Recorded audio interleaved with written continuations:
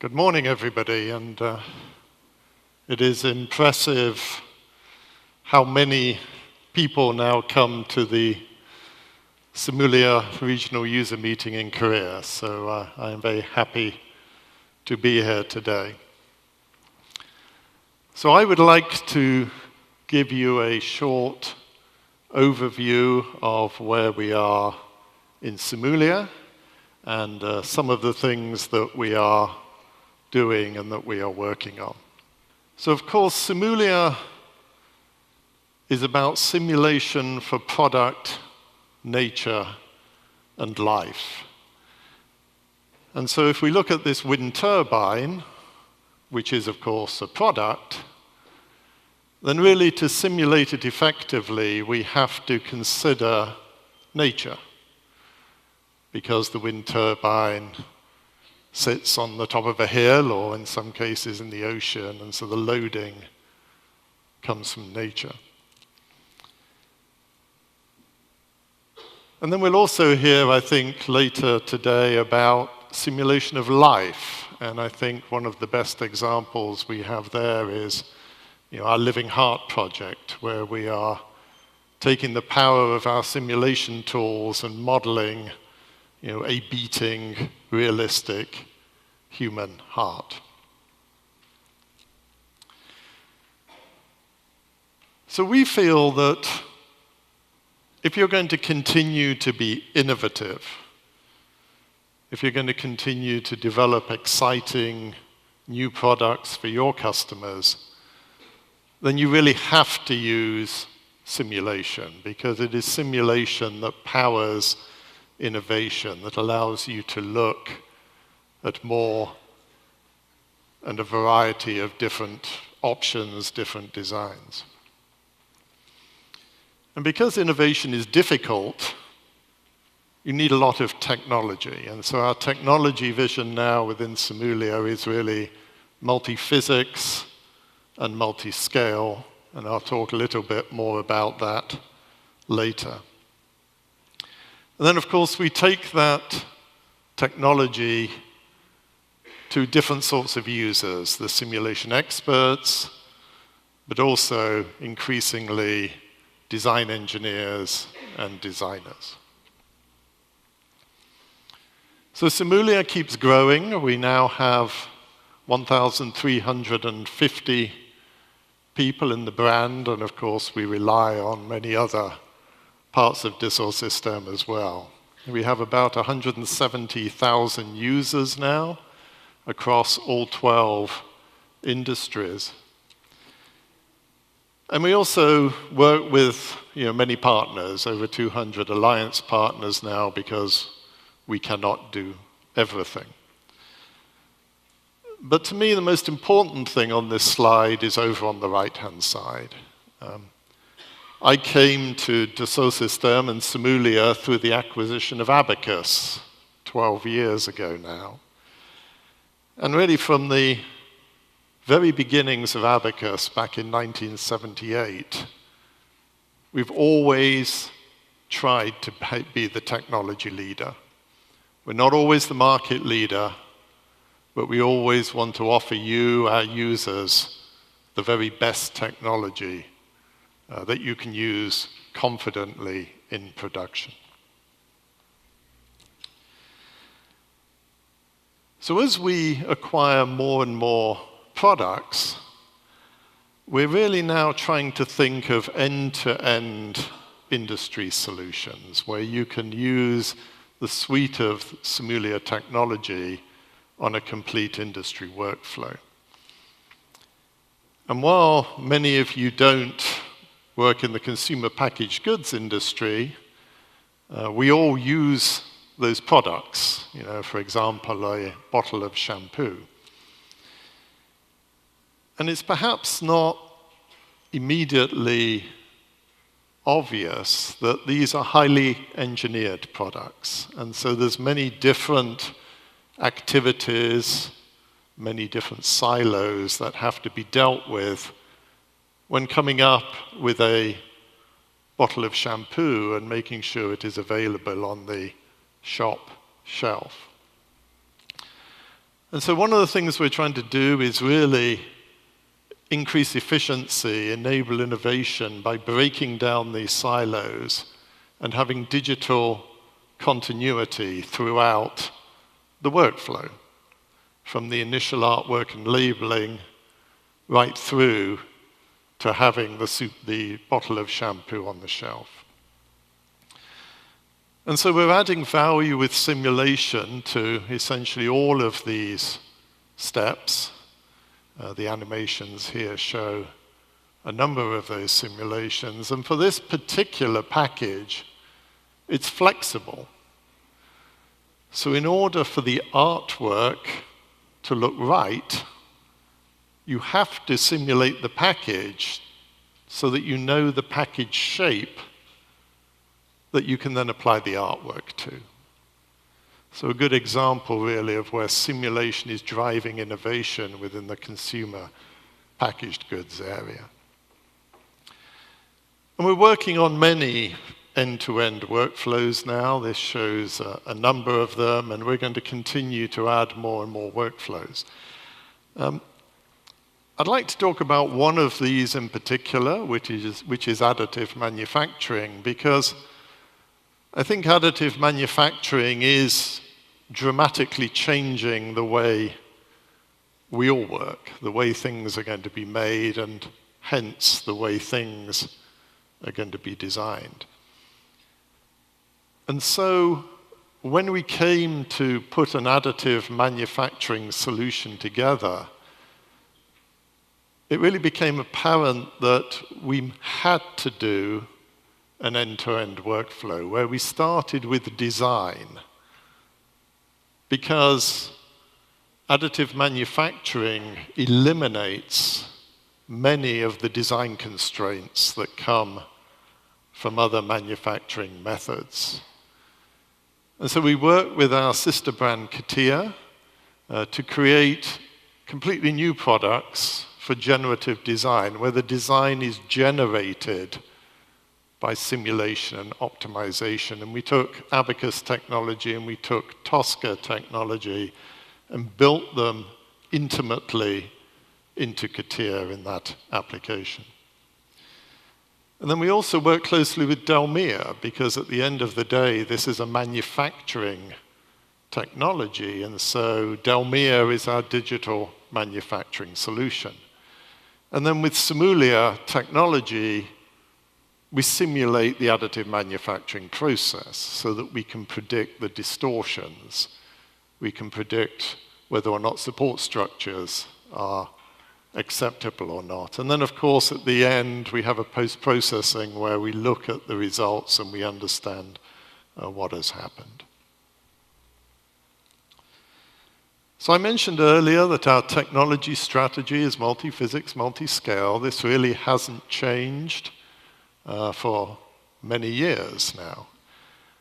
But what has changed is how much technology we have in this matrix now. When we first came up with this, most of the boxes here we did not have technology for. But with a combination of development of our existing products and the acquisition of new products, we are now very close to filling out this matrix. But that isn't enough, because then we have silos of separate technology. And the real power of multi-physics, multi-scale, is when we integrate that technology together, when we connect the dots. And that really is the purpose of the 3D Experience platform. It provides a common data model that allows us to integrate all of the physics, all of the technology. It provides a common user interface. It provides a common modeling environment. It provides common results visualization. And of course, it manages all of the data and processes. So we are continuing to develop and build out our simulation capability on 3D experience. And I think many of you have probably heard about 3D experience. I'm not sure how many of you have tried it yet, but these are really the key benefits of the 3D experience platform for simulation. Interoperability, which I just mentioned, the integration of our technology into one integrated set of technology that you can use. The ability to collaborate. We all work in teams. Some of those teams are spread across the country, are spread across multiple countries now. And so the 3D experience platform provides a nice set of tools to allow you to collaborate, to work on the same model, to share what you're doing and the issues you face. It also provides tools and technology to make the right decisions. So if we run a series of analyses, if we do a design of experiments, how do we pick the best design? And so there's tools in the 3D experience platform that make it very easy to manage large sets of data, to look through a very wide range of simulations and understand the design space, understand better the simulations that you have done and what is good and what is bad. And of course, as we do more and more simulation, we need to manage it. We need to secure those assets. And so the 3D experience platform allows us to easily search for data, to find material properties, to understand when we did a simulation and why we did it. And finally on here is access for all from anywhere. And here I'd like to talk about some new technology that I think is very exciting. As I have visited customers over the past number of years, one consistent request that I get is the ability to do burst computing. A customer will say to me, I have a certain number of Abacus tokens, but sometimes I have more work and I need to be able to do more simulation than my tokens allow me to do. And so now, using the cloud, we're able to offer you that. We're able to offer you the ability to run simulations on cloud hardware, da쏘시스템 cloud hardware, using a new consumable credit model. So you buy a certain number of credits which allow you to run simulations. So it's a little bit like a phone card. I put minutes on my phone card, and as I make phone calls, I use up the minutes, and then eventually I need to buy some more minutes. So this is the same idea. I buy these credits, I can use them to run simulations, and then eventually I will need to buy some more credits if I didn't buy enough.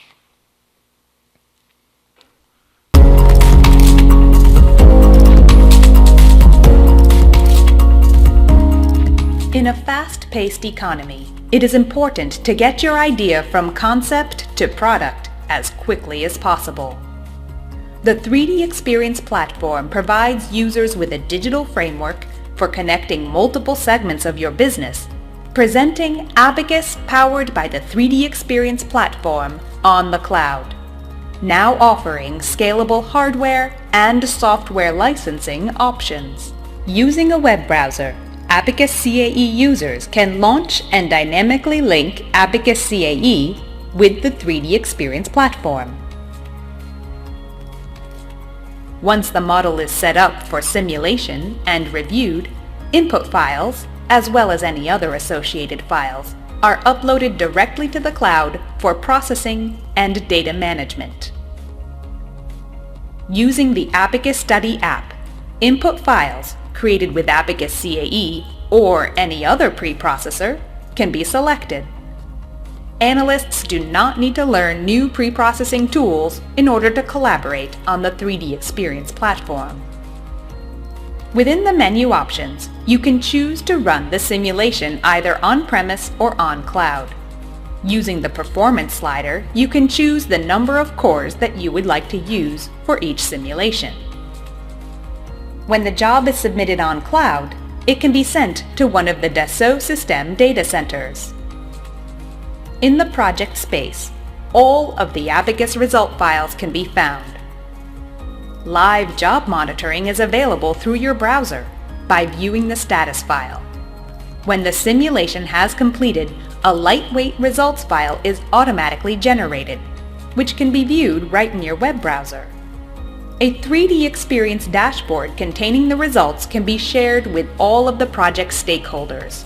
This ensures that associated data and models are consistent and traceable across design and engineering teams. Abacus, powered by the 3D Experience platform on the cloud, improves IT efficiency by offering on-demand hardware and licensing options, scalable on-premise and on-cloud simulation options, and digital continuity with collaborative tools. All of this enables you to bring your products to market faster.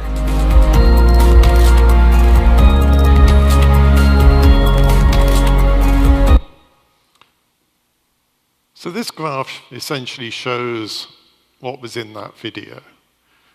The video really had two things in it. One was the connection of Abacus CAE to the 3D Experience platform. So now you can use the native 3D Experience applications for some workflows, but other workflows you can continue to use Abacus CAE. But it also showed the ability to take an Abacus input file and submit it to the cloud using this burst compute capacity. So this shows a typical usage over the course of, say, a month.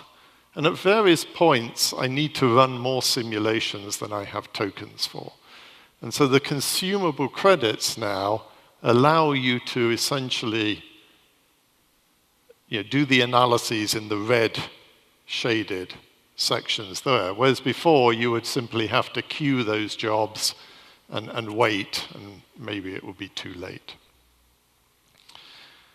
And so this is all web-based, and you're using the 3D Experience platform on the cloud, so there's really no installation to do, and typically from when you sign up to the point that you're actively working, it takes an hour or so to do that typically. So moving now to technology, at all of these events for the past many years, we always talk about performance. Your demand and request to run more simulation faster never goes away.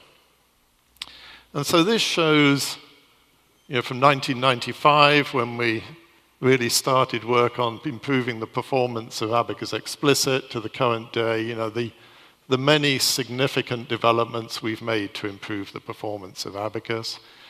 And I'd particularly highlight the 2017 one here. We are working on a hybrid shared memory, distributed memory, iterative solver. As models get bigger and bigger and bigger, then iterative solvers begin to look more attractive. And so we are working on a new type of iterative solver.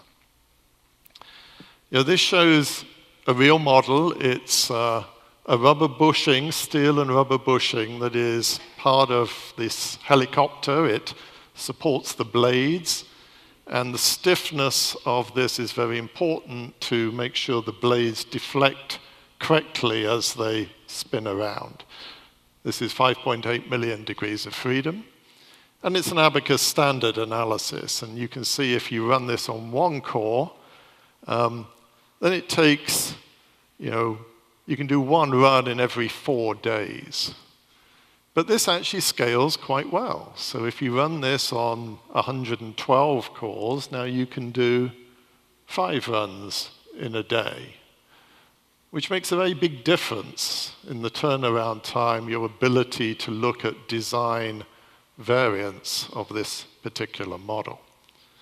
And I'm not sure many people would think that this would scale well to 100 cores. The developments we've made in scalability are quite significant, and I encourage you to look at them.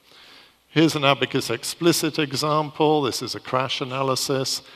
And really, it's the same message, but even more so. In this case, the real value is running this on many hundreds of cores, perhaps even 1,000 cores, allowing you to move from 1 run today to 13 simulations a day for this model. So I want to talk a little bit about the fluids column in our multi-physics, multi-scale technology, because here we've seen significant changes. Of course, fluids is important. Fluids are everywhere, and really, if we're going to offer a true multi-physics environment, then we have to have significant fluids capability. And there's really 2 fundamental technologies for fluids. Navier-Stokes, which is the traditional approach used by almost every CFD code out there today, and Lattice-Boltzmann, which gives a much higher fidelity, more accurate solution for dynamic flows where turbulence is really important.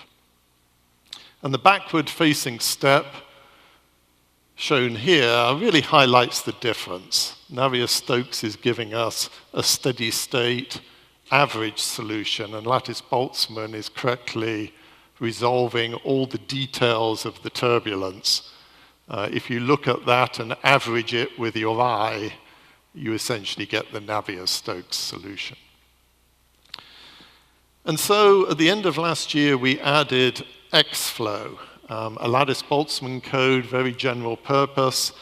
This shows some of the applications. There are many for Xflow. Xflow is a small team. They're based in Madrid, Spain, and it's a very modern Lattice-Boltzmann code. And you may have heard we just announced our intention to acquire EXA Corporation, which has a product called PowerFlow. EXA is the largest provider of Lattice-Boltzmann technology, and we hope when the acquisition closes to add not only the technology, but 350 highly skilled CFD experts to the SIMULIA team. And in addition to the Lattice-Boltzmann technology, we have been developing our own Navier-Stokes capability on the 3D Experience platform. This example here shows an automotive application. It is a catalytic converter, and it highlights some of the features of our Navier-Stokes capability on the 3D Experience platform, particularly its integration with CATIA. So it's directly connected to CATIA. So if you change the design in CATIA, then the simulation will automatically update and rerun with just a couple of clicks.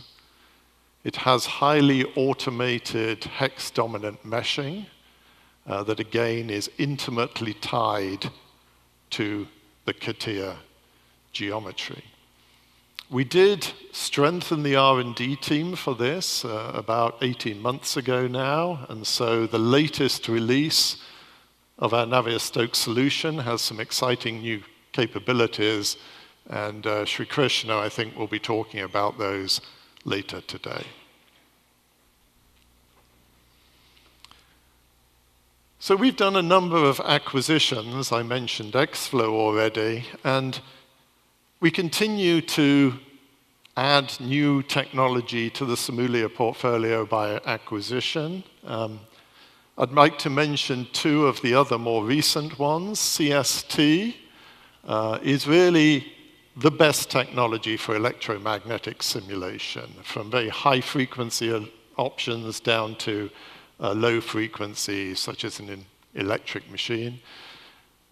We all know that autonomous driving is, the next innovation in cars, and this shows, some of the uses of CST technology really for the sensors and the electromagnetic effects that come with autonomous driving. You can see the ray tracing for radar sweeping. At the bottom left is really a simulation of the radar waves that are going out from the front bumper of the car. And the other technology we added is Wave 6 for acoustics.